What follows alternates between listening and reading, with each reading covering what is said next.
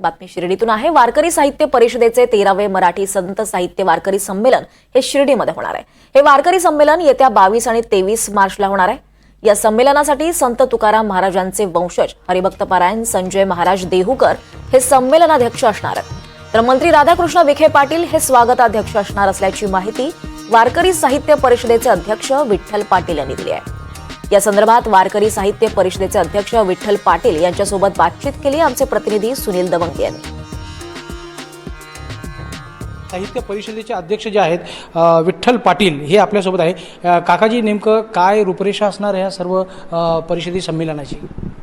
रामकृष्ण हरी। वारकरी साहित्य परिषदेच्या माध्यमातून 13वे अखिल भारतीय मराठी संत साहित्य संमेलन श्री क्षेत्र पंढरपूर हे पंढरी आता शिर्डीमध्ये येत आहे, कारण शिर्डी हेच पंढरपूर आपण सर्वजण म्हणतो। साईबाबांच्या इथं आणि अहिल्यानगर जिल्ह्यामध्ये हे संत साहित्य संमेलन आम्ही इतक्यासाठी घेण्याचं ठरवलं की इथून ज्ञानेश्वरी जगाला मिळाली नेवाशामधून, आणि त्यामुळं ह्या अहिल्यानगर जिल्ह्यात हे संमेलन घेत आहोत। या संमेलनामध्ये अत्यंत ऐतिहासिक अशी दिंडी निघेल। टाळ मृदुंगाच्या गजरात संपूर्ण महाराष्ट्राच्या तालुक्यातून, जिल्ह्यातून आणि इतर राज्यातून लोक येणार आहेत। व्यासपीठाला उद्घाटन समारंभासाठी महाराष्ट्रातले मान्यवर मंत्री महोदय येणार आहेत। या संमेलनाचं स्वागताध्यक्षच मुळात महाराष्ट्राचे नेते विखे पाटील साहेबांनी मोठ्या मनानं स्वीकारलेलं आहे, आणि इथं परिसंवादामध्ये विविध पत्रकार, संत साहित्याचे अभ्यासक, प्रशासक, राज्यकर्ते हे सहभागी होणार आहेत। तसेच कीर्तनकार, भारुडकार, भजनकार, अभंगवाणी हे पण होणार आहे।